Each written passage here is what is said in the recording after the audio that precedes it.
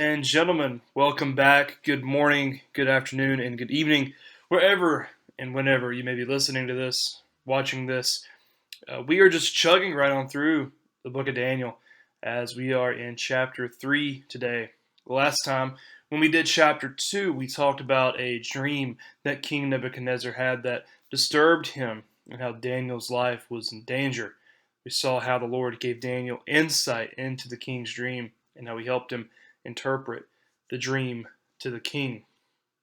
Today in chapter 3, the focus kind of shifts to Daniel's companions, his roommates, his friends, Shadrach, Meshach, and Abednego. King Nebuchadnezzar built this large golden image that stood about 90 feet tall. And he set it up in this open plain in Babylon. Now this gives callbacks to the Tower of Babel, which also was set up in an open plain and was filled with ungodliness. He then invites all the special people in the region to come check out his statue and dedicate it. All the governors, the counselors, the treasurers, the justices, all of the who's who were invited. Now, it's unsure if this was a statue of the king himself or if it was of one of the gods that they worshipped. It would surprise no one if it was of King Nebuchadnezzar, knowing how full he was of himself at times. But regardless of what the image was, when the music started playing, all in attendance were required to bow down and worship, or they would be thrown into the fiery furnace. King Nebuchadnezzar was kind of famous for throwing people into the furnace. It has been mentioned in other books of the Bible of him treating people in such a way. So this was a test from King Nebuchadnezzar to his subjects to see how loyal they were to him. Well, there were a few of the king's council that noticed when the time came to worship, Shadrach, Meshach, and Abednego were not bowing down. And it says in the text that they maliciously accused them. It said in verse 12, they tell the king that the trio pays no attention to you, talking to the king. They do not serve your gods or worship the golden image that you have set up. These men that came forward with accusations were obviously jealous of how high the Jews were in the king's eyes. The king is infuriated by this news. So he brought in Shadrach, Meshach, and Abednego to give them a chance to bow down.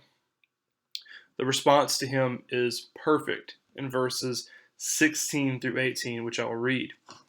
Shadrach, Meshach, and Abednego answered and said to the king, O Nebuchadnezzar, we have no need to answer you in this matter. If this be so, our God, whom we serve, is able to deliver us from the burning fiery furnace, and he will deliver us out of your hand, O king. But if not, be it known to you, O king, that we will not serve your gods or worship the golden image that you have set up. Take note of their response. They knew that God was going to come through for them somehow. They didn't know the details, but they trusted that through either life or death, they would be delivered out of King Nebuchadnezzar's hand. After this response, the king was greatly enraged at them and commanded that they be thrown into the fiery furnace. The furnace was supposed to be turned up 7 times more than usually heated. Now, obviously back in this time, they didn't have thermostats, they didn't have thermometers, so 7 signifies completion or perfection. So this means to turn the furnace as hot as it could possibly go. We also see the haste in which the trio were thrown into the furnace. Verse 21 says that they were thrown into the furnace with their cloaks, tunics, hats, and other garments. It was common in that time for when this sort of punishment when it happened, for people to be stripped of their belongings and their clothes. They didn't want them to go to waste. They would be repurposed. This clearly did not happen due to the anger which King Nebuchadnezzar was filled with. So now the men are in the furnace, and King Nebuchadnezzar takes notice of something here. The number of people in the furnace is a little off. He threw in 3 men, but there are 4 in the furnace. The 4th having the appearance of a divine being. Now there are 2 camps for who this person was, believing who this person was. The first is people believe that it is a Christophany.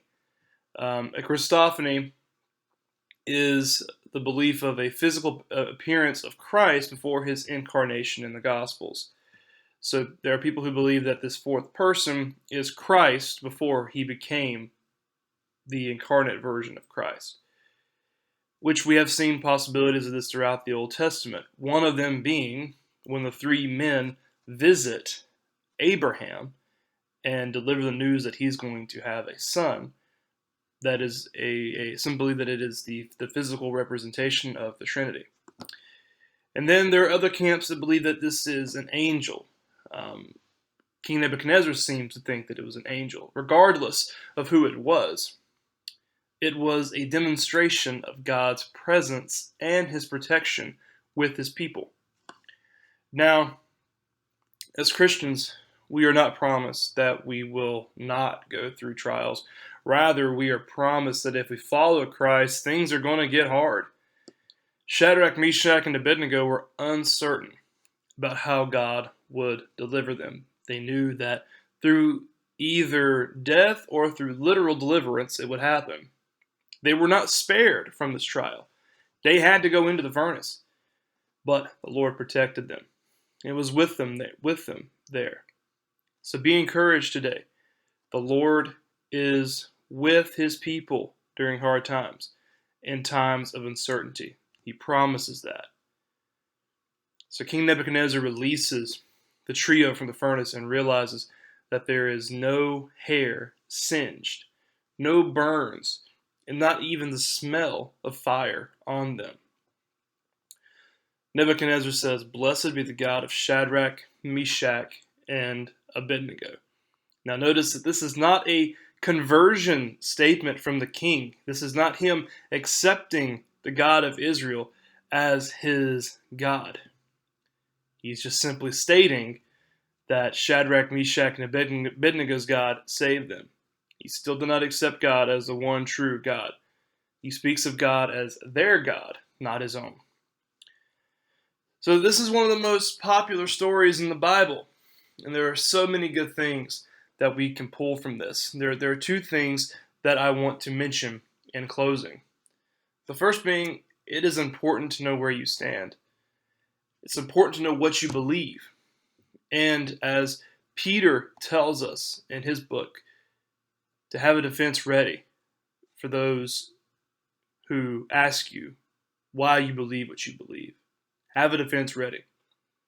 These young men, Shadrach, Meshach, and Abednego, they knew where they stood. They stood firm on their conviction in what they had been taught, not to bow down before false gods. So know where you stand. But the most important thing, and this is the second thing, is that when we are in the fire, when we are thrown into the furnace, when we are going through a trial, we don't stand in that alone. God is with us through hard times. Why? Because he loves us and he cares for us deeply. That'll do it for Daniel chapter 3. Keep on the lookout for Daniel chapter 4, where some really wild things begin to happen to King Nebuchadnezzar. So be on the lookout for that. Thank you for tuning in, and God bless.